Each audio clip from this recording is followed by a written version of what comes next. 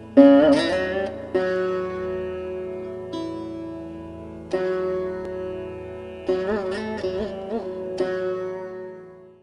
funny because in the book, there's a common theme of you not wanting to be the man and always trying to do something to buck the regime of the man.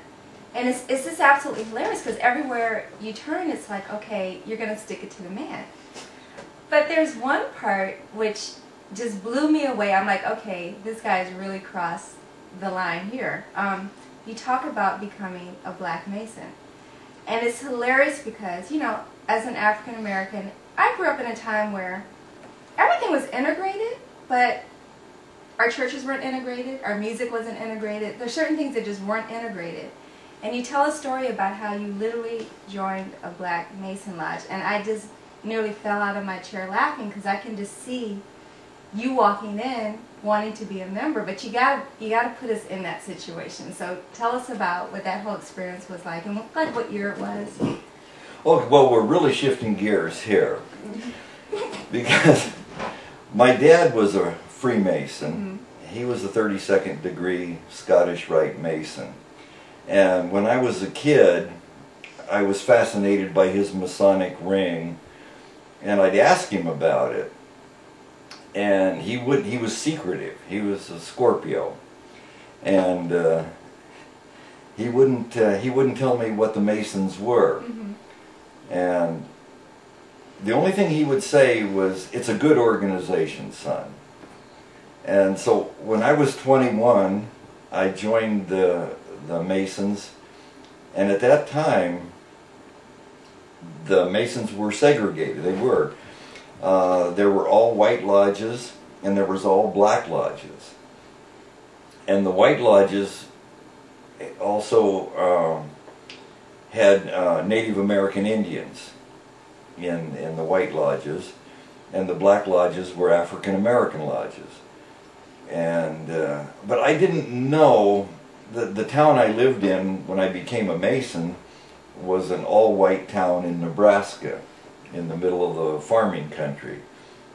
So I wasn't thinking racial thoughts one way or another. I just, okay, I'm 21 years old, I'm going to join the Masons.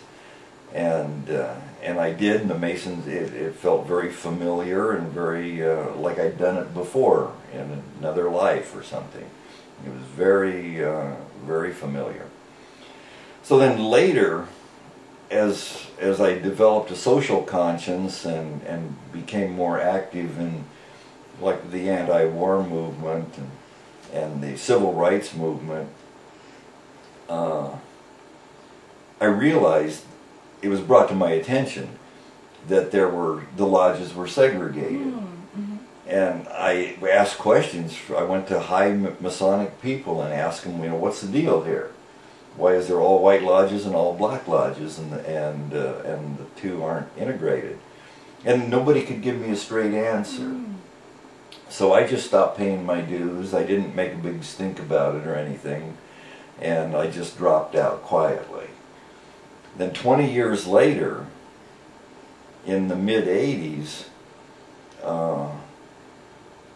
I found an all-black lodge in Long Beach, and I went to the lodge, and I talked to the lodge brothers, and I told them my history. And I asked if I could join their lodge. And they told me to show up next Saturday morning when they had their lodge meetings, and wear a suit and tie, and be ready to identify myself as a Mason. Wow. So I did. The next Saturday I showed up, and they took me in a little room, and I told them the magic words and the secret handshakes, and satisfied their that I was a Mason. And they stood me in the middle of the lodge and voted on unanimously, and it had to be unanimous. One no vote, and I would have been rejected from the lodge. So it was kind of a groundbreaking event. I don't know anyone else who's ever done it. And I wasn't thinking about it being a groundbreaking event. I just thought, well, since there's all black lodges and all white lodges, let's just see what happens. And they accepted me, and it was really fun. Cool. Yeah, it was cool.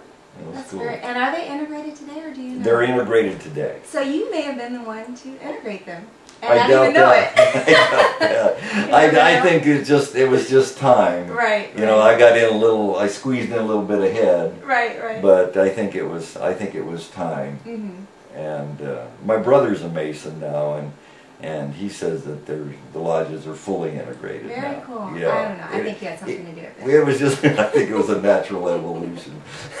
I mentioned just a moment ago that you were a hippie, but you were still very much a biker. And that's kind of interesting because for some reason, I sort of saw them as one and the same, but yet they are very different. Can you define for us what was a hippie and what was a biker, and kind of how did you merge the two? Well, they didn't merge very well because I was a biker first, and I became a biker coming out of the Army angry and destructive.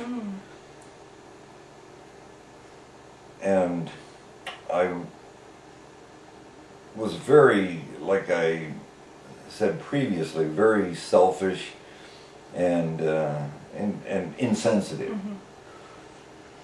And my whole life was the motorcycle life. Okay.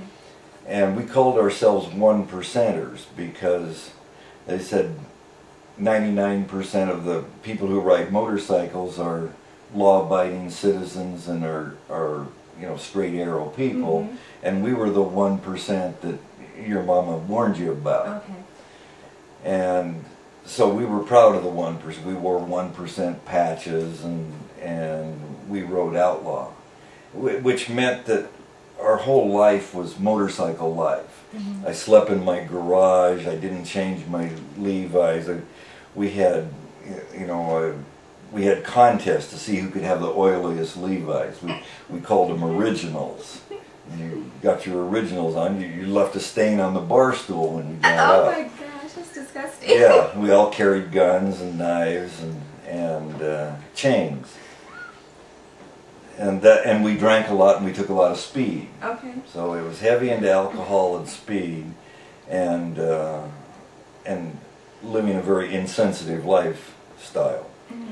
So it was actually the LSD that knocked me out of the biker lifestyle. Interesting. So the LSD transported you into the hippie. That's right. Persona. Yeah, and it was a pretty fast transition because once my mind opened to the, you know, expansion of consciousness, I could no longer live the biker lifestyle. It seemed too small for me. It was how it seemed to be. It just seemed like the same old soap opera over and over again, same old rerun, the same old, you know, you looked at my old lady wrong kind of a, you know. Yeah, that gets old. Yeah, that gets old.